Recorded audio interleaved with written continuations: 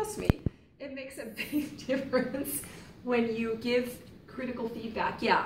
Okay, let's see, who was next? I don't know who's next. You go next, you go, you go, you go. Yes. The first approach was like a very Steve Jobs approach. Just got right to the point. Yes. And so actually, in a way, you were more effective at communicating your idea with him, but it wasn't didn't make him feel good. Well, the other part of it is how much are designers going to hear and care what you say. Right. Because if you say it in this way, especially with someone who has an ego about what they're designing, they're going to say, who are you? I don't care. But when you say it in a way that can be heard, they're much more likely to hear and accept what you have. Oh, they said, oh, I'm cool. I have headphones and my jeans look good, make my eyes.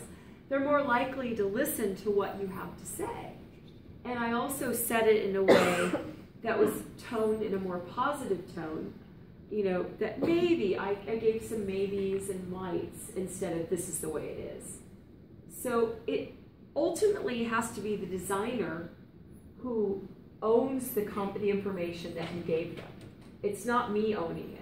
If I'm their boss, it might be different, but I'm just a messenger of the research. So therefore, I need to be as convincing to the designers as possible. And the way that I can be convincing is to make the critical feedback as soft as possible so they can hear it.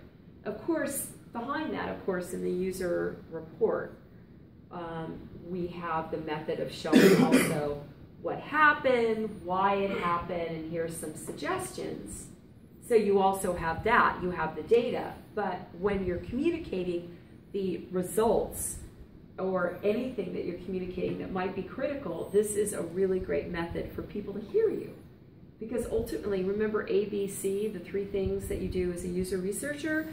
A, administration, B is the analysis, and C is communication. The communication part is as important.